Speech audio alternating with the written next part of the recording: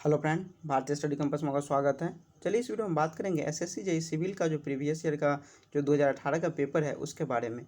जो एग्ज़ाम हुआ था 23 सितंबर 2019 को मॉर्निंग शिफ्ट में, इस पेपर का बात करेंगे। और इस पेपर को हम दो पार्ट में डिवाइड कर दिए हैं 50-50 क्वेश्चन का, क्योंकि ये बहुत बड़ा वीडियो बन जाता है, क्योंकि हर एक ऑप्शन को हम एक्सप्लेनेशन करते चलेंगे और साथ में जितना भी एक्स्ट्रा पॉइंट इससे रिलेटेड मिलेगा सभी हम इसमें इंक्लूड करते चलेंगे। तो मैं बता दूं, और जिनको पीडीएफ चाहिए आप क्या कर सकते हैं, मेरे टेलीग्राम ग्रुप से जुड़ सकते हैं, और जो @भारतीय स्टडी कंपास 1 के नाम से है, या आपको डिस्क्रिप्शन बॉक्स में इसका लिंक भी मिल जाएगा। और मैं बता दूं, जिनको स्पीड लगे स्लो है वो क्या कर सकते हैं, स्पीड इंक्रीज करके भी देख सकते हैं। यदि ये पार्ट मैं पहला बना रहा हूँ, यदि आप लोग का रिस्पॉन्स अच्छा रहा तो इसी तरह हम सेकेंड का, और इसी तरह जना 19 का हुआ, 18 का हुआ, मतलब बैक टू बैक, मतलब जितना भी प्रीवियस ईयर का पेपर है सभी बनाते चलेंगे। तो मैं बता दूं, जो भारतीय स्टडी कैंपस पे नए हैं प्लीज़ सब्सक्राइब जरूर कीजिएगा, क्योंकि इसका सॉल्यूशन ढूंढ के बनाने में बहुत मेहनत लगा है। तो यदि आप लोग का रिस्पांस अच्छा रहा तभी हम आगे का वीडियो बनाएंगे, ठीक है। तो और यहाँ पे बेल आइकन को दबाना ना भूलिएगा, जिससे कि आपको टाइम टू टाइम अपडेट मिलता रहे। तो चलिए स्टार्ट करते हैं। तो चलिए पहला क्वेश्चन देखेंगे। पहला क्वेश्चन है, which of the following is a non automatic rain gauge use for the measure of rainfall. तो सबसे पहले हम क्या करेंगे, पूरे को कॉन्सेप्ट डिस्कस करेंगे। ऑटोमेटिक आपको उसका ऑप्शन पता चल जाएगा, ठीक है। तो चलिए देखते हैं। तो सबसे पहले हम जानते हैं कि रेन गॉज क्या होता है, ठीक है। रेन गॉज एक डिवाइस है जिसका हम यूज करते हैं रेनफॉल प्रिसिपिटेशन को मेजर करने के लिए। तो इसमें दो टाइप का होता है, जो पहला होता है जो मतलब रिकॉर्डिंग टाइप, दूसरा होता है नॉन रिकॉर्डिंग टाइप। तो नॉन रिकॉर्डिंग टाइप जो होता है रेन गॉज, तो उसमें आता है सीमंस रेन गॉज, ठीक है। जिसका जो मेज़र किया जाता है मॉर्निंग में 8:30 पे, मतलब इसका टाइम फिक्स कर दिया गया है, जो 8:30 पे मेजर किया जाएगा। और रिकॉर्डिंग टाइप में देखें तो रिकॉर्डिंग टाइप में होता है जो फ्लोटिंग टाइप रेन गॉज, जिसको हम बोलते हैं नेचुरल सिफोन टाइप, यानी इसको हम नेचुरल सिफोन टाइप के नाम से भी जानते हैं। उसके बाद है वेइंग बकेट रेन गॉज और टिपिंग बकेट रेन गॉज, ठीक है। तो वेइंग बकेट रेन गॉज का जो खासियत है, ये सभी प्रिसिपिटेशन को क्या करता है, मेजर करता है, चाहे रेन हो, स्लिट हो, ETC, मतलब जो भी है उसको मेजर करता है। और टिपिंग बकेट टाइप का खासियत है, जो ये जो होता है इलेक्ट्रिक पल्स का जो आउटपुट देता है रिकॉर्ड करने में, मेजर करने के लिए, ठीक है। तो चलिए फिर दूसरा देखते हैं। दूसरा क्वेश्चन है, dice is 33 feet long and is mostly use for cadastral surveying, ठीक है। तो हम सब का देखेंगे जो किसका कितना फीट का होता है, कितना लेंथ होता है, कौन कौन सा होता है, ठीक है। तो हम सबसे पहला है बैंड चेन। तो बैंड चेन है, तो ये जो जनरली अवेलेबल होता है 20 से 30 मीटर के, ठीक है। 20 से 30 मीटर में क्या होता है, ये अवेलेबल होता है। उसके बाद हम गंटर्स चेन का बात करेंगे। तो गंटर्स चेन जो होता है ये 66 फीट का होता है, ठीक है। और इसमें जो लिंक का यूज किया जाता है 100 लिंक का यूज किया जाता है इसके लिए।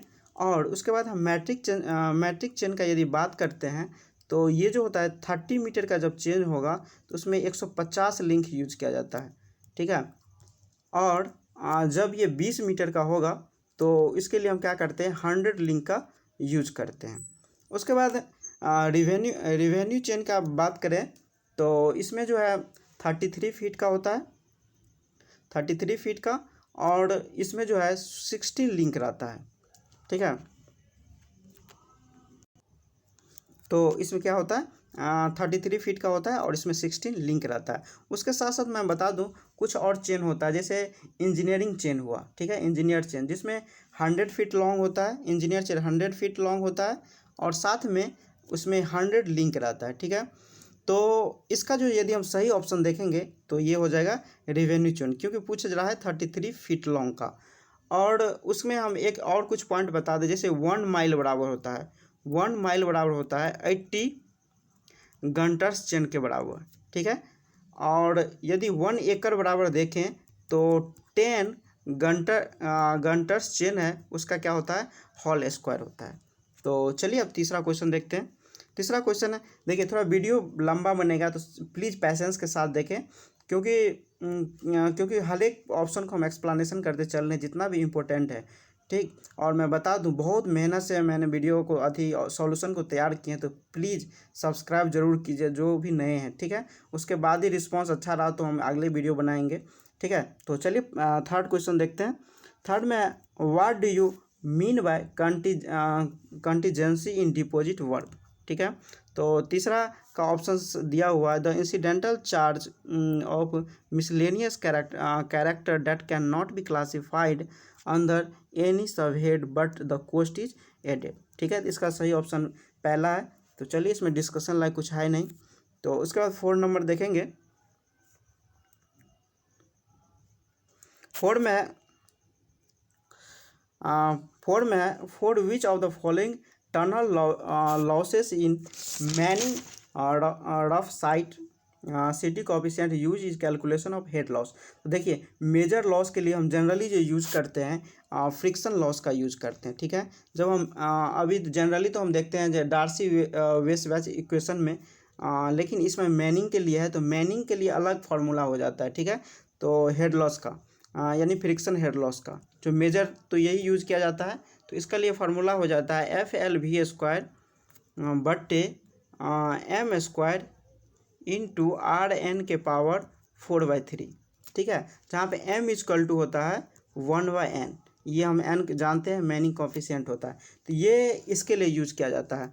और मैं एक बात बता दूं, जब रफनेस का वैल्यू 25 से 2000 के बीच में रहेगा तो क्या होता है, जो मैं डार्सी वेसबैच इक्वेशन और मैनिंग इक्वेशन मतलब एक तो सेम टाइप का क्या करता है, बिहेव करता है, यानी सेम टाइप का होता है, जो हर एक जगह यूज कर सकते हैं, सेम कंसेप्ट में यूज कर सकते हैं।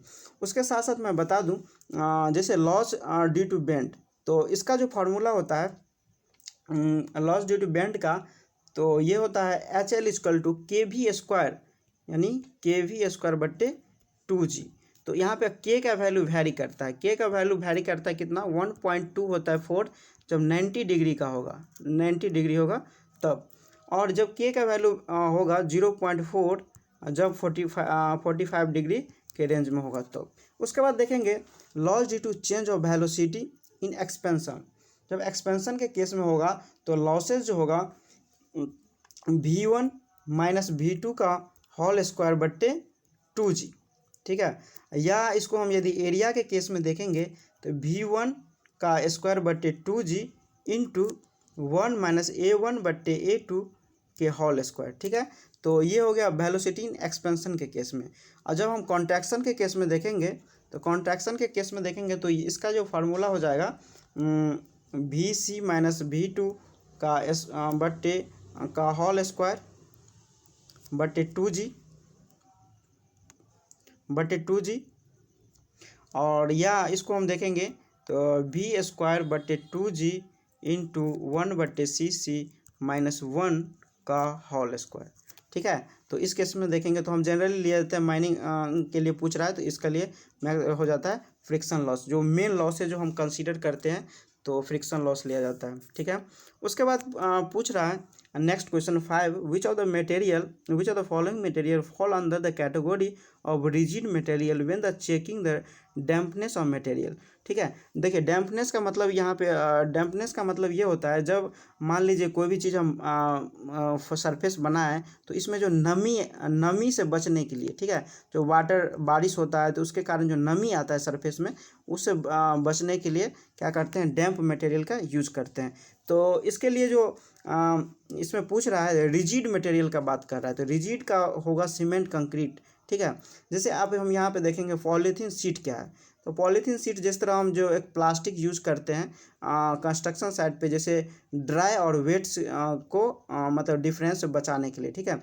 और जैसे हम देखेंगे मस्टिक असफाल्ट क्या है, तो इसमें इसका जो मिक्सचर होता है, इसमें असफाल्ट प्लस जो मिनरल्स होता है इसका यूज़ किया जाता है, जिसका जो है सरफेस को स्मूथ करने के लिए हम क्या करते हैं, मस्टिक असफाल्ट का यूज करते हैं। उसके बाद है बिटुमिन फेल्ट क्या है, तो हम बिटुमिन फेल्ट का बात करेंगे तो इसका जो यूज़ किया जाता है मेन रूप से रूफ और रूफ को मतलब क्या करने, प्लेन करने में। जैसे मान लीजिए हम कंक्रीट और सैंड और फाइन ग्रेवल से हम छत को ढालें, ठीक है, उसको हम चाहते हैं उसको कोटिंग करने के लिए यानी वाटर प्रूफ बनाने के लिए, तो हम वाटर प्रूफ बनाने के लिए इसके लिए हम क्या करते हैं, बिटुमिन फेल्ट का यूज करते हैं। और सीमेंट कंक्रीट तो हम जानते ही हैं, तो इसका रिजिड मटेरियल, तो सबसे रिजिड मटेरियल यहाँ पर क्या होगा, सीमेंट कंक्रीट ही होगा। तो इसका सही ऑप्शन हो गया 4, ठीक है। अब 6 नंबर देखेंगे। देखिए lean concrete base is example of, देखिए ये जो है एसएससी जेई जो क्या किया था, इसका ऑप्शन को डिलीट कर दिया था। अब पता नहीं क्या रीज़न दिया, वो नहीं पता मुझे, लेकिन यहाँ पे हम जानते हैं जो लीन कंक्रीट होता है एक तरह से जो फाउंडेशन में, फाउंडेशन के लिए हम क्या करते हैं, फाउंडेशन में इसका यूज़ करते हैं, एक तरह से लो क्वालिटी का कंक्रीट होता है। तो ये इसको जो हम रिजिड यहाँ पे, सॉरी यहाँ पे पेमेंट दिया हुआ है, तो पेमेंट तो नहीं होगा, इसको हम रिजिड कंक्रीट बोल सकते हैं, ठीक है। तो यहाँ पे तो इसका ये ऑप्शन क्या है, सही में गलत है, तो इसमें क्या होगा, कोई भी ऑप्शन नहीं होगा।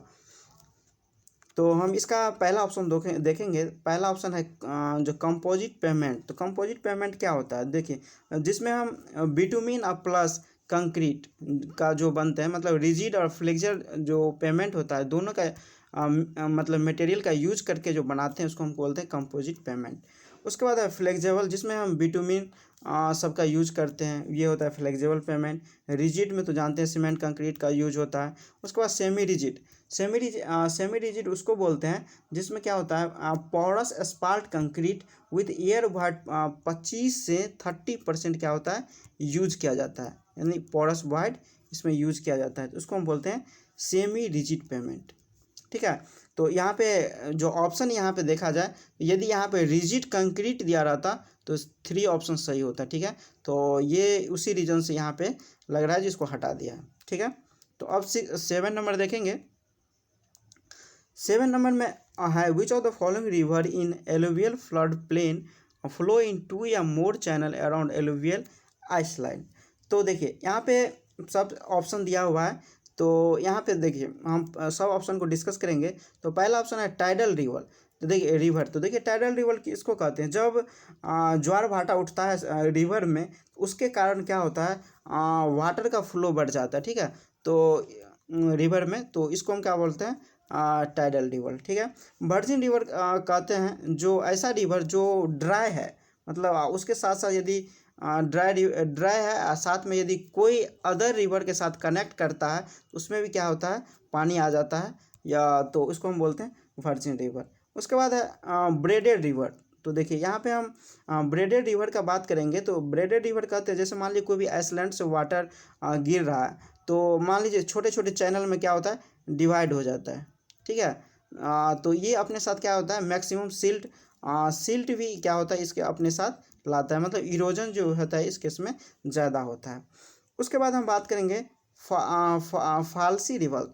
ये एक तरह से एक ऐसा रिवर होता है जैसे मान लीजिए अचानक फ्लड आ गया और अचानक घट गया पानी, तो उस केस में जो इस नाम दिया गया है फ्लसी रिवर का, मतलब अचानक इसमें रिवर में बाढ़ आने से अचानक पानी बहुत ज़्यादा बढ़ जाएगा, और फिर पानी बाढ़ जाने से अचानक पानी क्या होता है, बहुत ज़्यादा घट जाता है, तो इसको हम कहते हैं फ्लैश रिवर। तो इसका जो सही ऑप्शन है जो सी, यानी ब्रेडेड रिवर, ठीक है। तो 8 नंबर क्वेश्चन देखेंगे।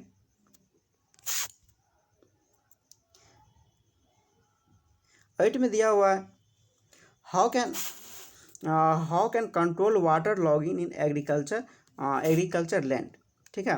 तो इसमें देखिए यहाँ पे दिया हुआ है जो ऑप्शन जो बाय लाइनिंग ऑफ कैनाल।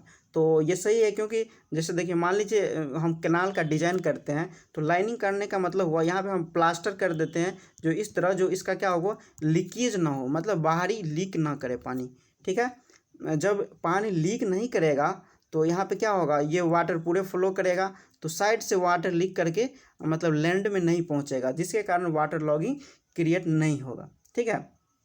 इसके कारण हम करते हैं लाइनिंग ऑफ कैनाल के चलते, कैनाल से हमको क्या करते हैं, वाटर लॉगिंग पे कंट्रोल करते हैं। अब यहाँ पे दिया हुआ है जो बाय अवॉइडिंग क्रॉप रोटेशन। तो देखिए क्रॉप रोटेशन का मतलब ये हो गया जो हम क्रॉप को सीजन बाय सीजन क्या करते हैं, चेंज कर करके लगाते हैं, तो इससे कोई मतलब नहीं बनता है वाटर लॉगिंग से।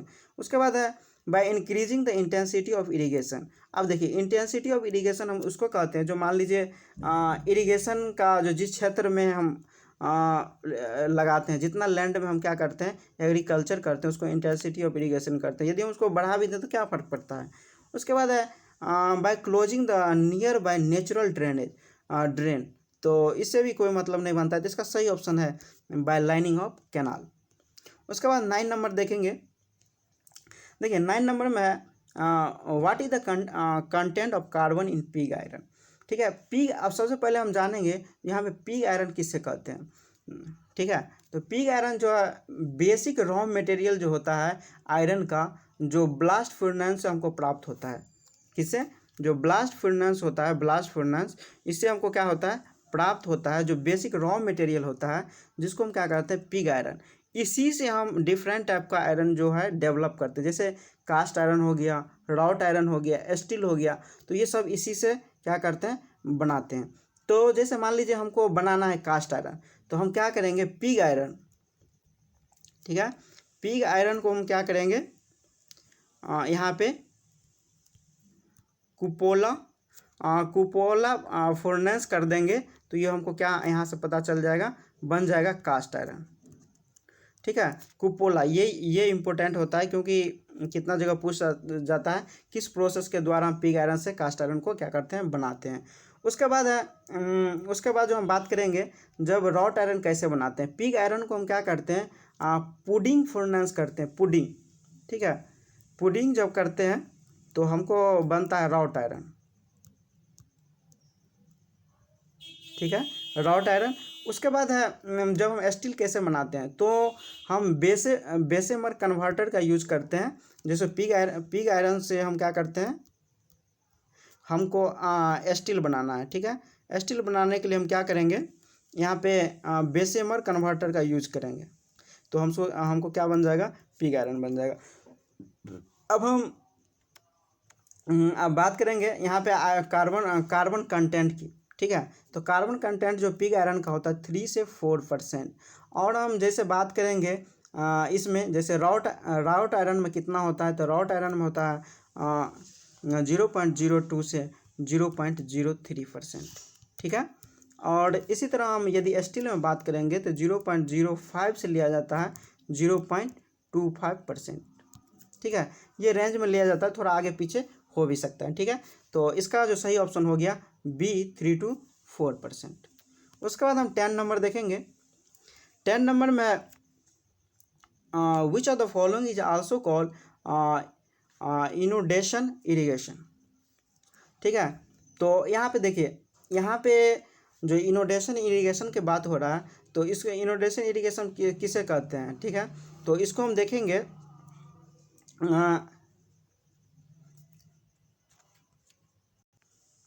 तो देखिए जब होता क्या है, जब इनोडेशन इरीगेशन तब बोलते हैं जब अचानक क्या होता है रिवर में बाढ़ आ जाता है।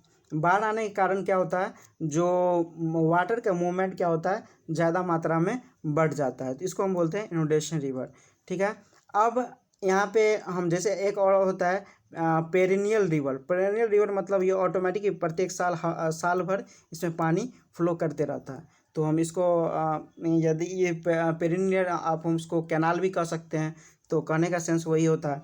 तो यहाँ पे देखिए, यहाँ पे भी कोई ऑप्शन हमको ऐसा लग नहीं रहा है, जैसे flow river storage combined scheme diversion से, तो इस सब से क्या है रिलेटेड नहीं है, तो इसीलिए इसका क्वेश्चन इसका भी ऑप्शन क्या कर दिया गया डिलीट कर दिया गया। तो इसका जो मेन हो जाएगा जब फ्लड अचानक आ जाता है उसके कारण एक्सेस वाटर होने के कारण जो बहता है पानी, इसको बोलते हैं इनोडेशन रिवर। ठीक है, तो अब 11 नंबर देखेंगे।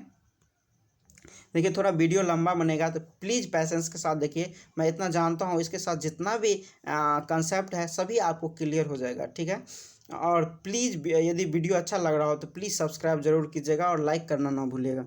ठीक है, तो चलिए देखते हैं 11 नंबर। 11 नंबर में एडिंग एक्सटेंडर्स इन पेंट इंक्रीज ठीक है।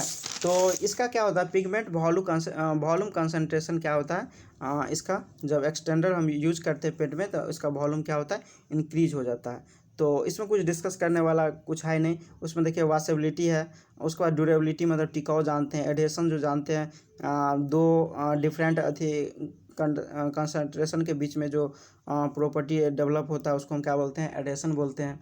तो चलिए इसमें कुछ डिस्कस करने वाली नहीं है।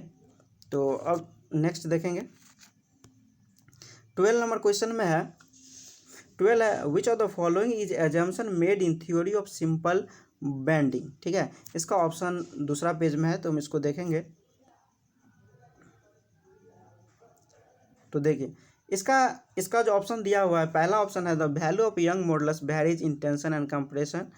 तो ये नहीं है, मतलब the beam is in equilibrium. ठीक है, तो इसका सही ऑप्शन है क्या, मतलब बीम इज इक्विलिब्रियम होगा। उसके बाद ये तो हम जानते हैं नॉट होमोजीनियस। उसके बाद beam material with elastic limit does not obey Hooke's law, मतलब ये डज नॉट ओबे, यदि हुक्स लॉ को ओबे करता तो वो कंडीशन क्या होता है, फॉलो करता। उसके बाद है 13 नंबर देखेंगे। 13 में which of the following cement is suppose to be the best cementing material and is well burn cement. तो आप यहाँ पे जो है सही ऑप्शन हो जाएगा ट्राई कैल्शियम सिलिकेट। अब हम देखिए इसका हम देखेंगे जो इस सब को हम बॉव कंपाउंड के नाम से जानते हैं। तो जैसे फ्लैश सेट के लिए यूज करते हैं ट्राई कैल्शियम एल्यूमिनेट का, और इसका परसेंटेज जो होता है होता है 4 से 14%। ठीक है, इसी तरह डाई कैल्शियम सिलिकेट का यदि हम परसेंटेज देखेंगे तो ये 15 से 35% के बीच में ये सीमेंट में क्या होता है, यूज किया जाता है। उसके बाद ट्राई कैल्शियम सिलिकेट का देखेंगे तो इसका जो यूज किया जाता है 45 से 60%। और टेट्रा कैल्शियम एल्यूमिनियम फेरेट का देखेंगे तो ये जो यूज किया जाता है 10 से 18%। ठीक है, और मैं बता दूं जो क्विक रिएक्टिव वाटर के दृष्टि से देखेंगे, जो वाटर के साथ जो फास्ट रिएक्शन करता है, तो पहला स्थान होता है ट्राई कैल्शियम एल्यूमिनेट का, दूसरा होता है टेट्रा कैल्शियम एल्यूमिनियम फेरेट का, थर्ड में होता है ट्राई कैल्शियम सिलिकेट का, और फोर्थ में होता है डाई कैल्शियम सिलिकेट का। ठीक है, और यहाँ पे जैसे इसमें हीट ऑफ हाइड्रेशन का बात करें तो सबसे ज़्यादा निकलता है ट्राई कैल्शियम एल्यूमिनेट में, उसके बाद ट्राई कैल्शियम सिलिकेट में, उसके बाद होता है इसमें टेट्रा कैल्शियम एल्यूमिनियम फेरेट में, उसके बाद डाई कैल्शियम सिलिकेट में। ठीक है, तो चलिए नेक्स्ट क्वेश्चन देखते हैं। 14 में न्यूमेरिकल है। तो 14 का देखेंगे what will be the rough cost estimation of first class building having a plinth area of 100 metre square if the rate per metre square is 600 and necessary condition of 20% are to be made of public health work. यानी इसमें क्या करता है 20% को extra add किया गया है। तो देखिए हम इसके लिए निकालने के लिए हम क्या करेंगे, तो देखिए यहाँ पे जो 100 स्क्वायर में है और रेट है 600, तो यहाँ से हम क्या करेंगे 600 इंटू 100 को यदि हम गुना कर देंगे तो यहाँ पे 60,000 हो जाएगा, प्लस 60,000 का कितना है, 60,000 का कितना है 20% एक्स्ट्रा यूज किया जाता है। तो यदि हम इसको 100 से डिवाइड कर देंगे यहाँ पे मेरा आ जाएगा 72,000। तो इसका सही ऑप्शन हो गया डी, यानी ये क्या है, करेक्ट है। उसके बाद 15 नंबर देखेंगे। 15 नंबर में identify the correct statement pertaining to blink creep theory used to design of the impervious floor of the structure found to be previous soil। ठीक है, तो इसमें जो होता है head loss is directly proportional to creep length. तो हम जानते हैं जैसे हाइड्रोलिक ग्रेडियंट का हम यूज करते हैं, हाइड्रोलिक ग्रेडियंट इसका होता है मतलब हेड लॉस बटे लेंथ। ठीक है, यदि हम इसको यदि इधर करें तो ये क्या हो जाएगा, डायरेक्टली प्रोपोर्शनल हो जाता है लेंथ का। तो इसका सही ऑप्शन 3 है। ठीक, उसके बाद 16 देखेंगे। 16 में which of the following is added as a vehicle in paint. तो देखिए यहाँ पे कहता है कौन चीज़ यूज किया जाता है एडेड व्हीकल इन पेंट में। तो हम इस सबसे पहले रेड लेड को डिस्कस कर लेते हैं। तो यहाँ पे देखिए रेड लेड जो है एक तरह से एंटी कोरोसिव है, जिसका हम स्टील वर्क या फिर आयरन का वर्क जितना भी है उसमें हम यूज करते हैं। ठीक है, ये एक तरह ये क्या है, बेस है, ये व्हीकल नहीं है, ये एक तरह से बेस है। उसी तरह आप दूसरा ऑप्शन देखेंगे। देखिए दूसरा ऑप्शन है टंग वायल। तो टंग वायल एक तरह से क्या है, व्हीकल है। उसके बाद है टर्पेंटाइन वायल। टर्पेंटाइन वायल का देखेंगे तो ये एक तरह से क्या है, सॉल्वेंट है। क्या है, सॉल्वेंट है, जिसको हम क्या करते हैं, थिनर के रूप में यूज़ करते हैं। उसके बाद है वाइट लेड। वाइट लेड भी एक तरह से क्या है, बेस है, जिसका हम यूज किया जाता है वुड वर्क में। ठीक है, वुड वर्क का जो पेंट होता है उसके लिए हम क्या करते हैं, इसको हम वाइट लेड को भी यूज करते हैं। उसके बाद हम देखेंगे 17 number, an open tank contain 60 cm of water covered with 30 cm of oil of a specific gravity 0.8, the pressure intensity recorded at the bottom of the tank। ठीक है, तो इस क्वेश्चन को जो हम डिस्कस करेंगे, तो देखिए ये क्वेश्चन में जैसे हमको दिया हुआ है, जो ऐसे जैसे मान लीजिए हम बनाएंगे टैंक, तो उसमें अपर लेयर में ऑयल रहेगा, ऑयल है जो 30 cm में है, और नीचे वाले लेयर में क्या है, 60 cm में वाटर है। ठीक है, अब यहाँ पे हमको जो बॉटम में पूछ रहा है निकालने के लिए प्रेशर इंटेंसिटी, तो देखिए हम टोटल प्रेशर यहाँ पे हम देख लेंगे। अब टोटल प्रेशर का फॉर्मूला हो जाएगा, मान लीजिए हम इसको 2 मान लें, इसको 2 मान लें, इसको 1 मान लें, तो हम इसका यदि हम फार्मूला देखेंगे प्रेशर इंटेंसिटी का, तो ρ2 इंटू जी इंटू Z2, मतलब Z हम डिस्टेंस मान लिए, 1 सेकेंड। जैसे मान लीजिए हम प्रेशर इंटेंसिटी नीचे में लिए, ठीक है, P is equal to ρ2 into g into Z2 plus यहाँ पे ρ1 इंटू जी इंटू Z1। तो अब यहाँ पे देखिए ρ2 तो वाइल के लिए था, जो ऊपर वाले लेयर था, तो रो का डेंसिटी कितना होगा, 0.8 इंटू 1000। 1000 करने का मतलब जो वाटर का है, तो यहाँ से मेरा 800 आ जाएगा। जी का वैल्यू 9.81 ले सकते हैं, 9.81। और Z2 है, Z2 मतलब क्या, 30 cm है, तो यहाँ मीटर में लिया गया है, तो 0.30 ले लेंगे। उसके बाद डेल 1 है, तो यहाँ 1000 ले लेंगे, वहाँ से 9.81 ले लेंगे, और Z1 का वैल्यू यहाँ पे 0.60 ले लेंगे। तो यदि हम टोटल को सॉल्व करते हैं, ठीक है, तो हमको आंसर आता है 8240.4 न्यूटन पर मीटर स्क्वायर, यानी इसका ऑप्शन जो सही होगा 4 नंबर। ठीक है, उसके बाद 18 देखेंगे। 18 में according to central building research institute, what is the specification adopted for the floor of single and double storage building. ठीक है, तो इसका सही ऑप्शन हो जाएगा बी, और 38 mm thick cement concrete 1:2:4 laid over 11.5 cm thick cement concrete 1:5:10। ठीक है, तो इसमें कुछ डिस्कस करने लायक है नहीं, तो चलिए आगे देखते हैं। अब 19 नंबर देखेंगे। 19 नंबर में, if the pH of the water is more than 8.5 than the which of the following chloramine will be form. ठीक है, तो देखिए हम सभी का रेंज बताते हैं आपको कितना कितना होता है। तो इसमें जो हम सब का रेंज देखेंगे, जब मान लीजिए मोनोक्लोरीन है, मोनोक्लोरीन का देखेंगे, क्लोरोएमिन का, तो इसका होता है pH वैल्यू 7 से ऊपर होता है। ठीक है, pH वैल्यू 7 से ऊपर होता है। जब हम डाइक्लोरीन का देखेंगे, क्लोरोएमिन का, तो इसका जो रेंज होता है 4 से 7 के बीच में रेंज होता है। उसके बाद हम यदि ट्राइक्लोरीन का देखेंगे, ट्राइक्लोरीन का, तो यानी क्लोरोएमिन का, तो इसका जो रेंज होता है 1 से 3 होता है। ठीक है, तो आप इसको याद कर सकते हैं, क्योंकि यहाँ पे मान लीजिए 8.5 पूछा है, तो आप किसी में 4.7 के रेंज में पूछ दे, तो इसे आपको, तो आप इससे आप अनुमान लगा सकते हैं जो इसका सही ऑप्शन कौन होगा। ठीक है, तो इसका सही ऑप्शन हो गया ओनली क्लोरोएमिन, यानी 7 से ऊपर है 8.5, इसका सही ऑप्शन हो गया 3। उसके बाद हम 20 नंबर देखेंगे। 20 number, what will be the end moment of a fixed beam with uniform distributed load इतना। तो देखिए जैसे मान लीजिए फिक्स्ड बीम है, यूनिफॉर्म डिस्ट्रीब्यूटेड लोडेड है, तो इसका इंड मोमेंट प्लस में WL²/12 यूज करते हैं। ठीक है, तो इधर का प्लस ले लेते हैं, इधर का माइनस ले लेते हैं, तो चलिए 20 तो हो गया, तो इसका सही ऑप्शन हो गया बी। अब देखेंगे 21 में A steel built up column is subjected to axial force of 1000 kilonewton. The lacing system has to be designed for assisting traverse shear force. तो देखिए जितना भी एक्जियल फोर्स होता है इसका हम क्या करते हैं 2.5% यूज करते हैं लेसिंग जब रेसिस्ट ऑफ ट्रांसवर्स शेयर के केस में हो। तो यहाँ पे हम क्या करेंगे 1000 है प्लस इंटू 2.5 बट यहाँ पे 100 कर देंगे 2.5% लेते हैं। तो यहाँ से क्या हो जाएगा ये कट गया, यहाँ पे बचा कितना 25। तो यहाँ का सही ऑप्शन हो जाएगा 25 किलोन्यूटन। ठीक है, तो इसका ऑप्शन 3 सही हो गया।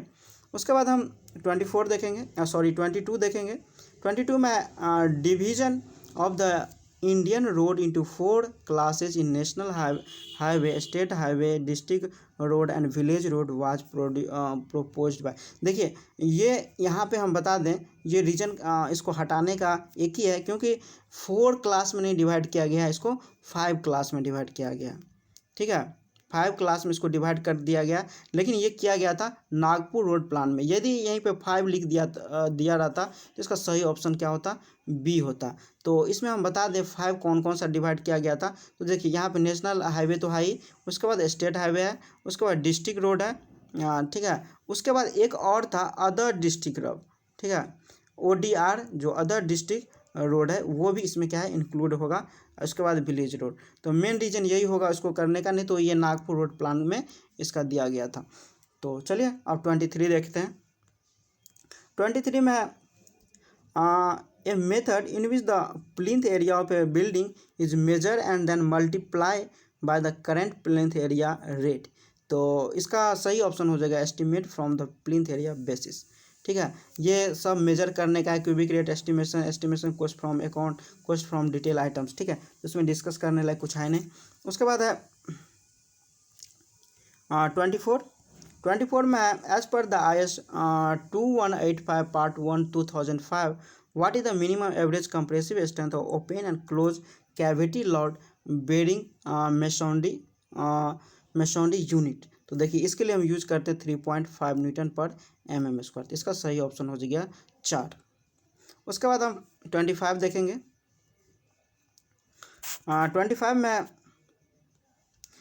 Toughness index. ठीक है, toughness index of A soil is the ratio of. तो यहाँ पे देखिए हम टफनेस इंडेक्स जो होगा ये हम,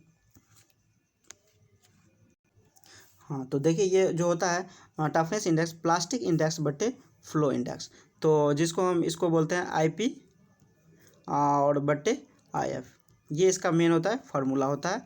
अब यहाँ पे बोल रहा है shrinkage index to liquid index. तो ये श्रिंकेज इंडेक्स का यदि फार्मूला देखेंगे हम तो यहाँ पे होता है liquid limit minus shrinkage limit. तो ये हो गया इसका। जब यदि हम लिक्विडिटी इंडेक्स का फार्मूला देखेंगे तो WN होता है जो water in natural plus plastic limit plus यहाँ पे होता है IP यानी प्लास्टिसिटी इंडेक्स। ठीक है, तो इसका ये फार्मूला हो गया। तो चलिए अब 25 देखते हैं, हो गया। तो यानी 25 का सही ऑप्शन है A यानी plasticity index to flow index. और उसके बाद 26 देखेंगे।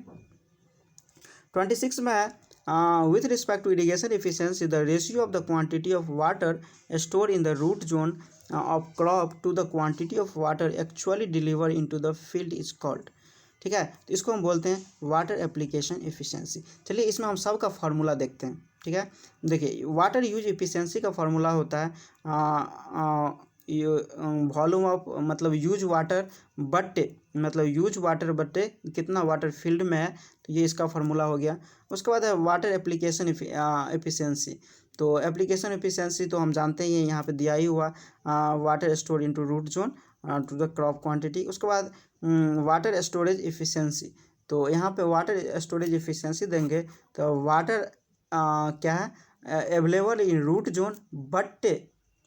ठीक है, यहाँ पे होता है field capacity minus available moisture in the soil यानी available moisture in the soil. उसके बाद है वाटर कन्वेंस एफिशिएंसी। तो इसका जो होता है फार्मूला जो वाटर कितना डिलीवर हुआ फील्ड में। ठीक है, वाटर फील्ड में बट वाटर कितना मतलब कैनाल से जो मतलब आ रहा है पानी वहाँ, तो वो दोनों का रेशियो को बोलते हैं वाटर कन्वेंस एफिशिएंसी। तो चलिए नेक्स्ट देखते हैं 27 में what is the formula calculated the floor area ratio. तो देखिए इसका सही ऑप्शन है ये, टोटल कवर एरिया बट्टे प्लॉट एरिया, मतलब जितना एरिया को कवर किया गया है और बट्टे प्लॉट एरिया, प्लॉट का जितना एरिया है बट्टे उतना, तो ये मेरा हो गया फ्लोर एरिया रेशियो। तो चलिए नेक्स्ट देखते हैं 28। 28 में है 28 में है what is the neutral axis depth for the single reinforced beam from the top extreme fiber as per IS 456 2000 where axis depth of the neutral axis। देखिए जैसे हम इसका डायग्राम ड्रॉ करेंगे तो ये जो मेरा होता है ऊपर में पैराबोलिक होता है और साथ में जब नीचे का पोर्शन देखेंगे तो एक लाइन में होता है। यदि इसका ऊपर वाले हम पॉइंट का देखेंगे तो ये 0.42 XU होता है और इसका एरिया जो होता है 0.36 FCK XU होता है। ठीक है, तो इसका जो सही ऑप्शन है मतलब बी सही है, लेकिन यहाँ पे बोर्ड के द्वारा क्या कर दिया गया, इसको गलत कर दिया गया है, मतलब इसको हटा दिया गया है। तो इसका रीज़न नहीं पता, लेकिन इसका सही रीजन ऑप्शन होगा 0.42 XU होगा। उसके बाद 29 देखेंगे। 29 में a saturated soil sample has a dry unit weight of 18,000 kilonewton per meter cube, specific gravity 2.65, if the unit weight of watt is 9810 Newton per meter cube, determine the water content of the soil sample। ठीक है, तो देखिए यहाँ पे हम gamma D को हम value क्या लिख सकते हैं 18 kilo newton per metre cube लिख सकते हैं। ठीक है, यहाँ पे जी इक्वल टू दिया हुआ 2.65 और यहाँ पे weight of water, weight of water मतलब हम यहाँ पे बात करेंगे गामा डब्लू का, तो 9.81 kilo newton per metre square में हम इसको क्या कर सकते हैं लिख सकते हैं। अब हमको यहाँ पे पूछ रहा है water content of the soil, तो देखिए हम यहाँ पे ड्राई डेंसिटी दिया हुआ है तो हम गामा डी इक्वल टू जानते हैं, गामा डी इक्वल टू होता है जी गामा डब्लू बट्टे 1 प्लस ई। ठीक है, ई का जगह हम यूज कर देंगे डब्लू इंटू जी। ठीक है, क्योंकि हम जानते हैं एस ई बराबर होता है जी डब्लू। तो यहाँ पे एस सेचुरेशन, यहाँ पे सेचुरेशन सॉइल की बात कर रहा है तो हम एस को 1 मान लेते हैं, तो ई इक्वल टू यहाँ पे हो जाएगा जी डब्लू। तब यहाँ पे हम यदि सभी वैल्यू पुट कर दें तो यहाँ पे हमको सही ऑप्शन निकल के आता है 0.17, तो इसका सही ऑप्शन हो गया 4। उसके बाद हम 30 नंबर देखेंगे। 30 नंबर में according to IS 456 2000 what should be the unit weight of the plain cement concrete। तो प्लेन सीमेंट कंक्रीट का जो बात करेंगे इसका होता है 24 किलोमीटर पर मीटर स्क्वायर। तो प्लेन कंक्रीट हम जानते हैं जिसमें क्या होता है रेन फोर्स का मतलब यूज नहीं किया जाता है, रेन फोर्स का यूज नहीं किया जाता। जब यदि रेन फोर्स सीमेंट कंक्रीट में हम देखेंगे तो इसके लिए हम रेनफोर्समेंट RCC के केस में यूज करते हैं यूनिट वेट, तो 25 kilo newton per metre cube. ठीक है, तो चलिए नेक्स्ट देखते हैं 31 में the presence of which of the following reason of the temporary hardness of water. तो देखिए सबसे पहले हम बात करेंगे हार्डनेस के बारे में। तो हार्डनेस जो होता है मेरा एक टेम्पोररी हार्डनेस और एक होता है परमानेंट हार्डनेस। ठीक है, तो हार्डनेस का यदि हम डिफाइन करें जिसमें bicarbonate of calcium and magnesium का जो होता है तो ये होता है मेरा टेम्पोररी हार्डनेस। जब हम इसमें बात करेंगे जब सल्फेट, क्लोराइड एंड नाइट्रेट जब कैल्शियम और मैग्नीशियम के साथ होगा तो ये होगा परमानेंट हार्डनेस। ठीक है, परमानेंट हार्डनेस होगा। जब ये सब यूज करेंगे तो ये परमानेंट हार्डनेस केस में आएगा जब कैल्शियम और मैग्नीशियम मैग्नीशियम के साथ यूज होगा। तब जब कार्बोनेट के साथ होगा तो क्या होता है टेम्पोररी हार्डनेस।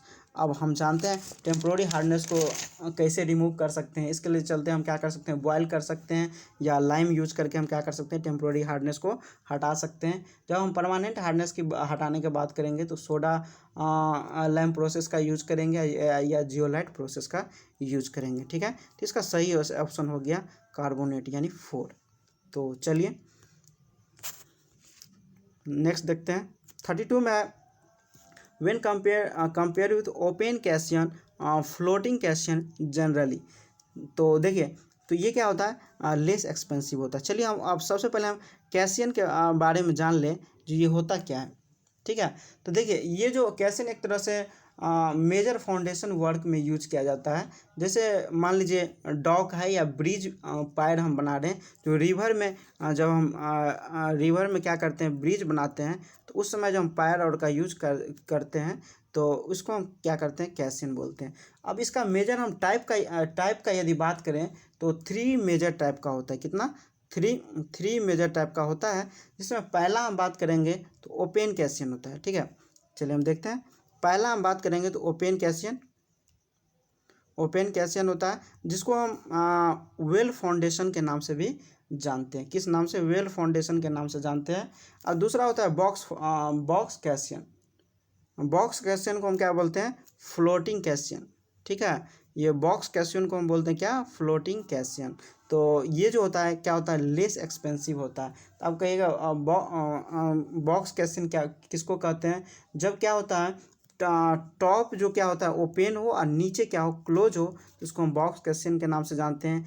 जब ओपन कैल्शियम का बात कीजिएगा, यानी वेल फाउंडेशन का दोनों साइड क्या हो, ओपन हो, तो इसको हम क्या बोलेंगे, वेल फाउंडेशन या ओपन कैल्शियम।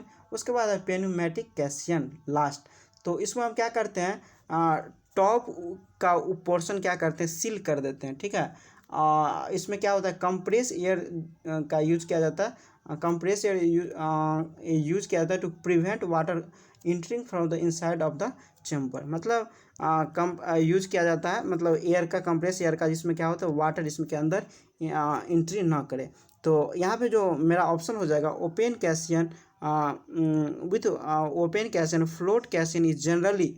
तो जनरली क्या होता है, लेस एक्सपेंसिव होता है। तो आप समझ गए ओपन कैल्शियम क्या होता है, फ्लोटिंग कैल्शियम क्या होता है, और उसके बाद पेन्यूमेटिक कैल्शियम क्या होता है। ठीक है, तो अब नेक्स्ट देखेंगे 33। और उसके 33 में which of the following is example of sedimentary rock. तो चलिए 33 का हम ऑप्शन देखते हैं। 33 का ऑप्शन है पहला मार्बल। तो देखिए मार्बल तो हम जानते हैं मेटामॉर्फिक रॉक होता है। ठीक है, यहाँ पे सैंडस्टोन है। सेडिमेंट्री रॉक क्या होगा, सैंडस्टोन होगा। ग्रेनाइट जो होता है इग्नियस रॉक होता है। क्वार्टजाइट का जो हम बात करेंगे तो ये भी हम क्या करते हैं, इसको हम मेटामॉर्फिक रॉक में कंसीडर करते हैं। उसके बाद है 34 का देखेंगे तो दिया हुआ water content at which the soil change from liquid state to plastic state is known as. तो देखिए इसको हम बोलते हैं लिक्विड लिमिट। देखिए इसका हम डायग्राम देखें तो इस टाइप से मेरा डायग्राम जाता है। ठीक है, तो इस टाइप से जाता है। तो यहाँ यदि हम बात करेंगे तो ये होता है सॉलिड स्टेट। किसको, ये सॉलिड में होता है, ये सेमी सॉलिड होता है, ये होता है प्लास्टिक होता है। प्लास्टिक स्टेट का बात करते हैं, इसका बात करते हैं लिक्विड स्टेट का। ठीक है, तो यहाँ पे हम यदि इस पॉइंट का बात करते हैं तो ये लिक्विड लिमिट हो गया, ये हो गया प्लास्टिक लिमिट हो गया, और ये जो मेरा हो गया श्रिंकेज लिमिट हो गया। आप खुद यहाँ पे अनुमान लगा सकते हैं। बोल रहा है क्या, liquid state and plastic state. तो यहाँ पे मेरा क्या हो गया, ये हो गया लिक्विड स्टेट, ये हो गया प्लास्टिक स्टेट। यानी इस दोनों के बीच में जो लाई करता है, ये क्या करता है, लिक्विड लिमिट लाई करता है। तो इसका सही ऑप्शन हो गया दूसरा। तो चलिए देखते हैं आगे। 35 में देखेंगे। 35 में which of the following constituent in the manufacture of glass act as accelerator for the fusion of glass and excess of which of the harmful। ठीक है, तो देखिए यहाँ का हम सबसे पहले ग्लास का कंस्टिट्यूएंट की बारे में बात करें तो ग्लास बनाने के लिए हम यूज करते हैं सोडा का यूज करते हैं, पोटास का यूज करते हैं, लाइम का यूज करते हैं, और कलेट का यूज करते हैं। यानी ये सभी का यूज करते हैं ग्लास को बनाने के लिए। तो अब सबसे पहले हम सोडा के बारे में डिस्कस करें। सोडा जो है, या इसको सोडियम ऑक्साइड बोल सकते हैं, सोडियम ऑक्साइड, जैसे इसका फार्मूला होता है N2O। ठीक है, ये क्विक फ्यूजन ऑफ ग्लास के लिए यूज किया जाता है, और ये क्या होता है, एक्सेसिव हार्मफुल होता है। जो ऑप्शन में पूछा गया है एक्सेस ऑफ विच भी हार्मफुल होता है, यानी ये सोडा। ठीक है, उसके बाद हम पोटास का देखेंगे तो ये होता है इनफ्यूजेबल होता है। साथ में ये क्या होता है, पोटास होता है फायर रेसिस्टेंस होता है। ठीक है, उसके बाद लाइम का बात करेंगे तो लाइम का जो है ऑक्साइड ऑफ लाइम के रूप में यूज किया जाता है, यानी कैल्शियम ऑक्साइड का।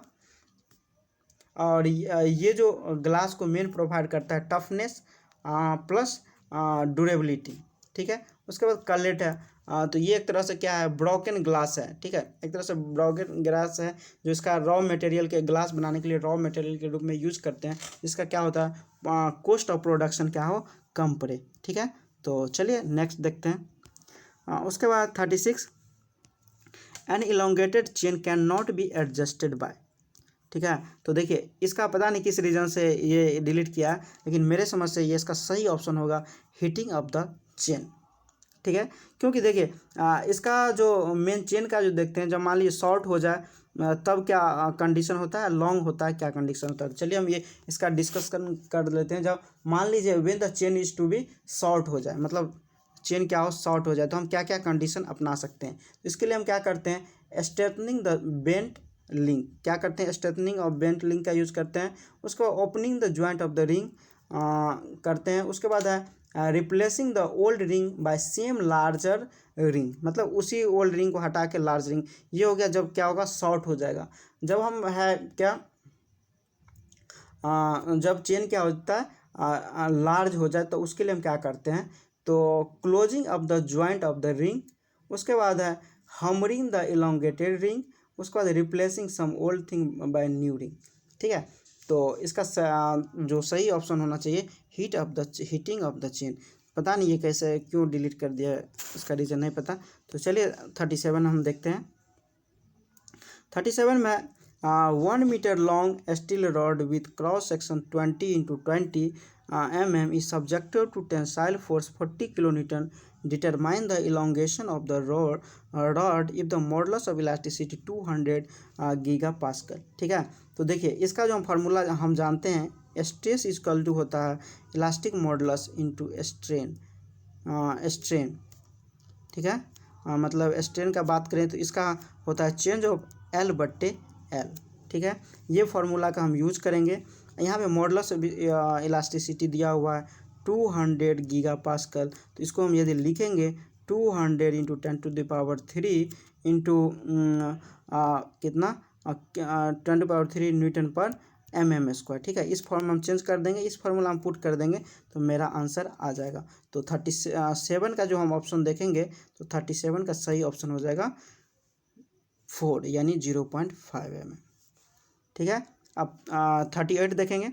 38 में a steel rod of 20 mm diameter is used as tie member in the roof bracing system and may be subjected to possible reversible stress due to wind load. What is the maximum permissible length of the member, ठीक है।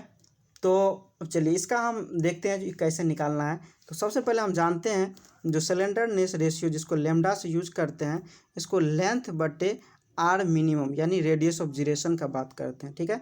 तो हमको पूछ रहा है length निकालने के लिए, ये निकालने के लिए पूछ रहा है। तो अब हम यहाँ पे देखेंगे आर कैसे निकालेंगे। तो आर का वैल्यू होता है √I/A, ठीक है। अब आई जब हम ये एक तरह से डायमीटर में दिया हुआ, तो रॉड का बात कर रहा है यानी सर्कुलर का बात कर रहा है, तो इसका जो हम जो आई का वैल्यू होगा π/64 इंटू D⁴, एरिया होगा π/4 इंटू D², ठीक है। तो यहाँ से हम आर जो मेरा निकल के आएगा, आर का एक सेकेंड, यहाँ से जो मेरा आर निकल के आएगा, जो आर बराबर हो जाएगा D/4, ठीक है। यहाँ पे हमको D=20 दिया हुआ है, 20/4 करेंगे तो क्या हो जाएगा 5 हो जाएगा। अब यहाँ पे हम जानते हैं सिलेंडरनेस रेशियो L/L यहाँ पे आर मिनिमम इक्वल टू, जब हम subject to possible reversible stress due to wind load के चलते होता है, इसके लिए हम 350 यूज़ करते हैं सिलेंडरनेस रेशियो। अब यहाँ पर लेंथ है, तो इसको हम 5 से क्या करेंगे, मल्टीप्लाई कर देंगे, ठीक है। तो यहाँ पे जो निकल के आ जाएगा 1750, यानी इसका सही ऑप्शन हो गया 1, ठीक। अब 39 देखेंगे। 39 में the type of cement use in lining of deep tubewell is. तो देखिए डीप ट्यूबवेल के लिए हम जो यूज करते हैं पोर्टलैंड पोज़ोलाना सीमेंट का यूज करते हैं, ठीक है। तो 39 का जो हम मान लीजिए वेल, यहाँ पे इस सब तो हम जानते हैं हाई एल्यूमिना सीमेंट क्या होता है। हाई एल्यूमिना सीमेंट होता है जो लाइम स्टोन और प्लस बॉक्साइट का जो यूज करते हैं, तो मेरा हाई एल्यूमिना सीमेंट बनता है। इसका मेन यूज किया जाता है किसके लिए, तो मरीन सब में जो ये होता है यूज, इसके लिए हमको क्या करते हैं, इसके लिए यूज करते हैं। उसके बाद है Portland pozzolana cement. Portland pozzolana cement का देखेंगे तो जब पोज़ोलाना क्लिंकर जो हम क्या करते हैं मिक्स करते हैं ऑर्डिनरी पोर्टलैंड सीमेंट में, तो ये सीमेंट हमको बनता है। ठीक है, उसी तरह ब्लास्ट फर्नेस देखेंगे तो जब मास कंक्रीट के लिए यूज करते हैं, जब क्या करते हैं डैम और फाउंडेशन बनाते हैं इसके लिए। उसके बाद है वाइल्ड वेल सीमेंट। तो ये सीमेंट यहाँ पे क्या है, थोड़ा नया है, तो इसको हम थोड़ा डिस्कस कर दें। देखिए जो जब ड्रिलिंग ऑफ वाइल्ड वेल, ठीक है, जब वाइल्ड वेल का हम क्या करते हैं ड्रिल करते हैं, तो उस समय हम क्या करते हैं वाइल्ड वेल सीमेंट का यूज करते हैं, जो ये रेसिस्ट करेगा टेम्परेचर और प्रेशर का, मतलब हाई टेम्परेचर प्रेशर होता है, तो इसीलिए ये वाइल्ड वेल सीमेंट क्या करता है उसको रेसिस्ट करता है। तो चलिए 40 नंबर देखेंगे। 40 नंबर में on A rough terrain what is the achievable accuracy of chain under conductive condition. तो इसका सही ऑप्शन होगा 1/250। उसके बाद 41 देखेंगे। 41 में which technique of water distribution in form is also called trickle irrigation. ठीक है, तो इसको हम बोलते हैं ड्रिप इरीगेशन।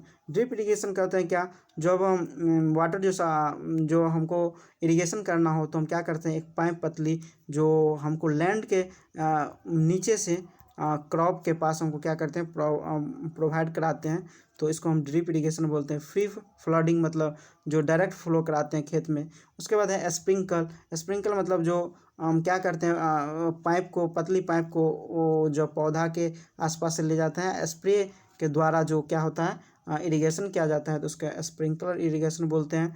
उसके बाद बॉर्डर इरिगेशन। बॉर्डर इरिगेशन तो हम जानते ही हैं, जो एक बॉर्डर के टाइप में बना दिया जाता है, उसके बाद क्या करता है वाटर का फ्लो किया जाता है, तो इसका सही ऑप्शन हो जाएगा ड्रिप इरिगेशन। ठीक है, तो चलिए नेक्स्ट देखते हैं।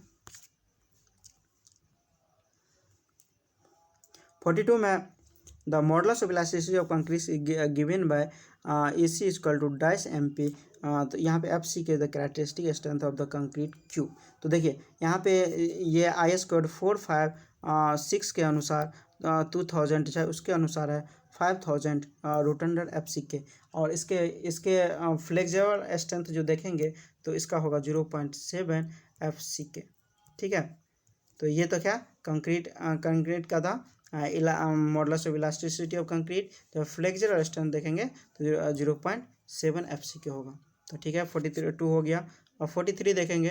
43 में what is the percent of sulphur trioxide in ordinary Portland cement. तो यहाँ पे देखिए 40 जो इसका जो सल्फर ट्राईऑक्साइड का फार्मूला होता है SO3। ठीक है, और इसका जो परसेंटेज यूज़ किया जाता है 1 से 2%। और इसका जो मेन यूज होने का पर्पस है मेक सीमेंट को क्या साउंड बनाने के लिए, मतलब साउंडनेस लाने के लिए हम क्या करते हैं सल्फर ट्राईऑक्साइड का यूज़ करते हैं, तो इसका परसेंट होता है 1 से 2%। ठीक, अब 44 देखेंगे। According to what is the nominal cover of the reinforcement for footing. तो देखिए इसके लिए 456 के अनुसार पूछ रहा है। इसके लिए अगर फाउंडेशन का इतना 50, और हम कॉलम का देखते हैं 40, बीम का देखते हैं तो 25, और यहाँ पे स्लैब का जो यदि हम देखते हैं तो 15। ठीक है, सॉरी 20, 456 के 2000 के अनुसार। ठीक है, तो इसका सही ऑप्शन हो गया 3। तो प्लीज़ यदि वीडियो अच्छा लगा हो तो प्लीज़ जितना देख रहे हैं कम से कम चैनल को सब्सक्राइब जरूर कीजिएगा, क्योंकि कितना मेहनत से हम सॉल्यूशन को एकत्र किए हैं तब बनाए हैं, तो आप समझिए। और प्लीज़ चैनल को सब्सक्राइब के साथ साथ वीडियो को लाइक ज़रूर कीजिएगा। उसके बाद ही यदि अच्छा रिस्पांस रहा तो हम सेकेंड पार्ट क्या करेंगे अपलोड करेंगे। ठीक, अब 45 नंबर देखेंगे। 45 नंबर में according to Gale's the upstream length of the guide bank should be dash for the discharge between 7000 टू 21000। देखिए गेल के अनुसार हम देखेंगे तो देखिए जब फ्लड डिस्चार्ज अप टू 2000 होता है, ठीक है, अप टू मतलब अप टू 2000 होता है, इसके लिए हम यूज करते हैं 1.25 L। ठीक है, जब 2000 से ऊपर रहता है तो उसके लिए हम यूज करते हैं 1.5 एल। ठीक है, तो हमको पूछ रहा है 7000 से 21000, तो यानी कहने का मतलब अप टू इस रेंज में आया तो इसके लिए हम यूज़ करते हैं 1.25, तो यानी इसका सही ऑप्शन हो जाएगा 3। अब पता नहीं ये क्यों डिक्रीज़ कर दिया नहीं पता। ठीक है, तो इसका अनुसार ये सही होना चाहिए, क्योंकि यहाँ पे 2000 है ये, लेकिन 21000, लेकिन रेंज तो इसी में पूछ रहा है, तो ये होना चाहिए सही ऑप्शन। तो चलिए अब 46 देखेंगे।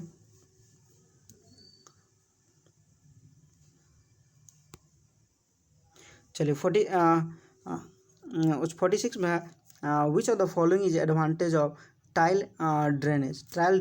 तो इसका सही ऑप्शन है 3 and it remove the free gravity water that not directly available to the plant, तो ये सही है। उसके बाद हम 47 देखेंगे। 47 में the art of assessing the present fair value of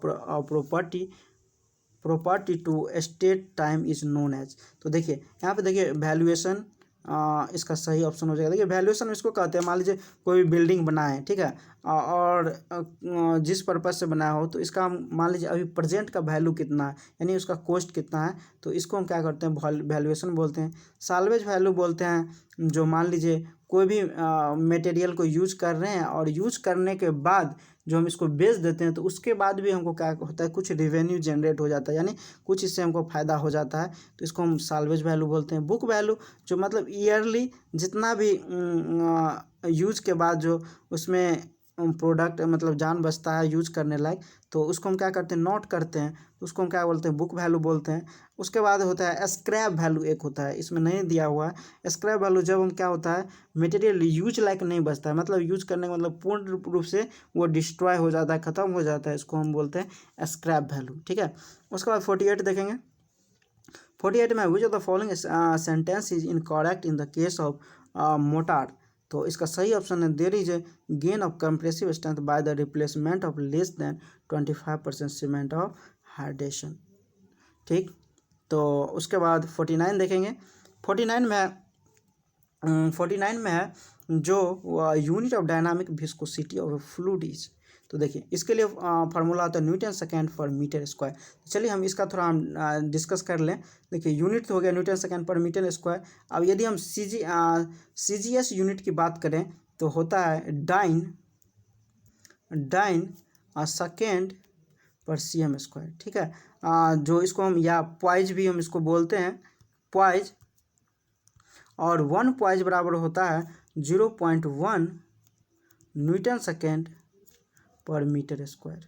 ठीक है, ये होता है 1 पॉइज बराबर। ये तो हो गया मेरा डायनामिक विस्कोसिटी बोले या विस्कोसिटी बोले उसका हो गया।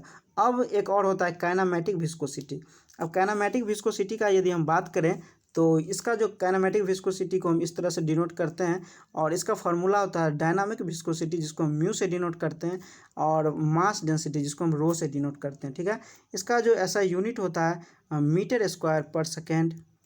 ठीक है, इसको CGS यूनिट होता है cm स्क्वायर पर सेकेंड, और या इसको हम स्टॉक्स भी बोल सकते हैं। ठीक है, तो अब वहाँ पे 1 स्टॉक्स बराबर हम जानते होता है 10⁻⁻⁴ मीटर स्क्वायर पर सेकेंड। ठीक है, ये 1 स्टॉक बराबर हो गया। तो ये हो गया काइनेमेटिक विस्कोसिटी का। तो चलिए अब इस पार्ट का हम लास्ट क्वेश्चन देखेंगे। दिया हुआ Poisson's ratio of the rubber lie between. ठीक है, तो देखिए रबर जो है एक तरह से इलास्टिक मटेरियल में आता है, तो इसका जो होता है 50, यानी इसका सही ऑप्शन होगा 0.45 से 0.50। देखिए तो डिफरेंट मटेरियल का हम देखते हैं कि किसका कितना होता है। यदि हम कंक्रीट का देखें तो 0.1 से 0.2 होता है, किसका, कंक्रीट का होता है। उसके बाद यदि हम कॉर्क का देखें, कॉर्क का जो होता है 0 होता है, और साथ में माइल्ड स्टील जो होता है माइल्ड स्टील का यदि देखेंगे तो होता है 0.286।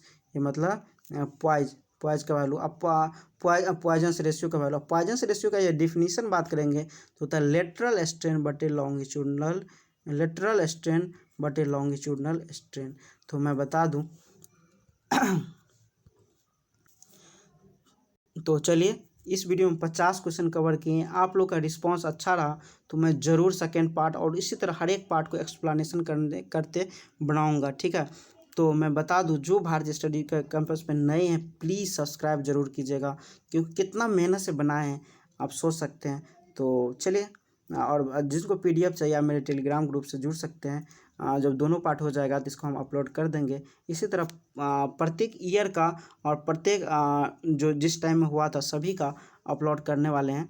तो प्लीज़ चलिए, मेरे भारतीय स्टडी कैंपस पे बने रहें और लाइक और सब्सक्राइब करना शेयर करना ना भूलें। Thank you for watching.